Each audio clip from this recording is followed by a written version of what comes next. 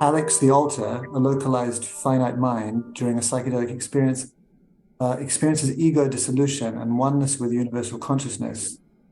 Is this oneness for you due to the permeability of dissociative boundary, or is it merely drug-induced hallucination within the finite mind? You're on drugs right now. It's a drug called serotonin, without which there is, in principle, under a materialist perspective, no mental activity. And by the way, chemically speaking, that drug you're on right now and have been on for your entire life is very, very similar to some psychedelic substances like DMT, dimethyltryptamine, which looks very similar to other neurotransmitters like serotonin. So is it a drug causing the experience? No, it never is. Serotonin is not causing your experiences right now. Serotonin is what your experiences look like. It's part of what your experiences look like from a perspective, namely from across the dissociative boundary. So we have to stop thinking about drugs in terms of causes and think about drugs and all matter in terms of appearances, images of mental phenomena. So a psychedelic drug is, a psychedelic experience is never caused by a psychedelic drug. The psychedelic drug is an image of a mental process going on in nature, maybe outside yourself, your alter or whatever, which when you ingest, you cause that mental process out there in nature to interact with your own inner mental processes. And what that interaction looks like is that psychedelic drug, say DMT, taking over the space of serotonin in your receptors along the synaptic clefts between your neurons. That's what that process looks like. So a psychedelic experience isn't a hallucination caused by drugs. There are no drugs as things. Drugs are images of mental processes, and that certain mental processes interact with another, leading to new effects, is trivial. Your thoughts interact with your emotions and causally affect one another all the time. A psychedelic experience is no different. That psychedelic drug is the image of a idea in the mind of nature that when you ingest interacts with your own internal ideation and may indeed weaken your dissociative boundary. That's what I think psychedelics in fact do. I think that's the mechanism of action. There is a process, mental process in nature out there that looks like a psychedelic drug. When you bring it in, it sort of partly dissolves your dissociative boundaries. Now, when I say this, I don't mean to say that every psychedelic experience is a valid mystical experience. I think psychedelics have the uncanny ability to let loose the trickster, to let loose that natural tendency of mind to deceive itself, to tell itself stories and take itself in those narratives. Other psychedelic experiences maybe are truly valid mystical experiences. I personally think I have had a couple of psychedelic experiences that were deep enough, breakthrough experiences that brought me to a place where the individual self not only didn't exist, it never existed. And returning from that space is very hard. So yeah, I'll leave it at that. But just keep in mind, you are on drugs right now, serotonin. And it's a psychedelic drug. Chemically, it has all the properties of a psychedelic drug. It latches onto the receptors, the chemical receptors along the surface of your neurons.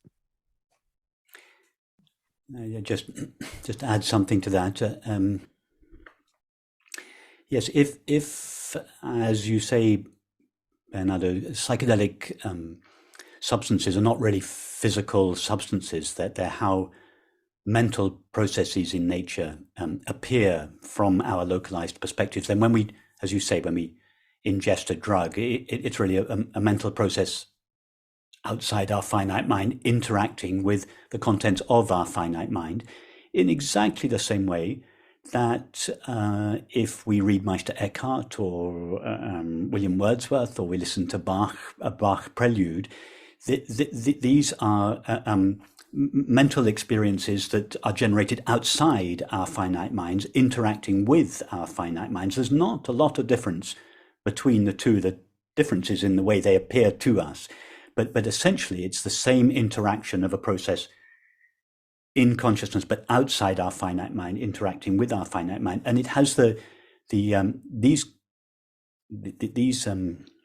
mental processes have the power within them to dissolve our sense of limitation and therefore our sense of separation. But they don't, Jin, as you say in your question, I'm reading it now, is this oneness due to the permeability of the dissociated boundary, or is it a drug-induced hallucination within the finite mind? It's neither. This oneness is the nature of our minds. It's not induced by everything else is induced, but this is the one thing that is not induced. It is already the case. It is the nature of each of our minds, and our sense of being temporary, finite, limited selves is just it's a mixture of thoughts and feelings that are superimposed upon that essential nature, which make us believe and feel I'm not this unlimited, borderless oneness. I am a temporary, finite self. And when we ingest a so-called psychedelic substance, or we listen to certain pieces of music or read certain pieces of literature that have this, that come from this understanding and therefore have the power to take us to this understanding, then this sense of separation temporarily either expands or dissolves, and the underlying oneness, which is always present as our deepest self, shines through. If I can add something that dovetails with what you just said, Rupert, I did psychedelics for the first time as an adult. So I went through it very systematically, read a lot about it, technical papers, non-technical papers, testimonials, and people talking about how overwhelming the experience is, how incommensurable it is with our normal references.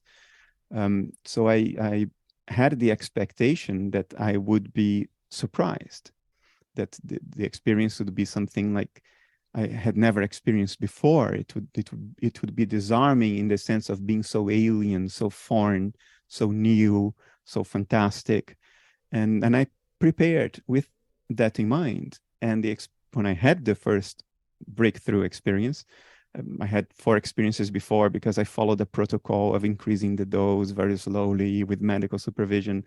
You know, I'm an old-fashioned square guy like that.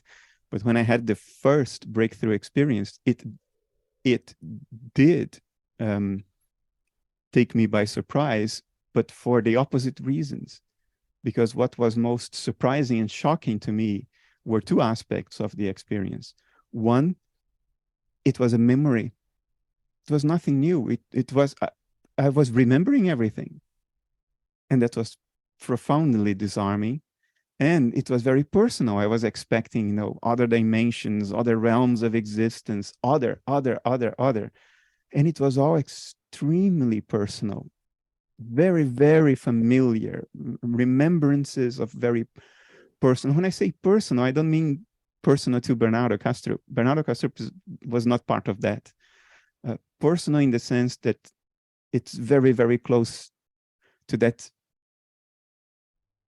to the I behind the me, if you know what I mean, to that pure core subjectivity. It was very, very close. It was not alien. It was not far away. It was not another dimension. And it wasn't new. It was as close as it gets. And it was a remembrance. Both were very disarming to me. And they speak to what you just described.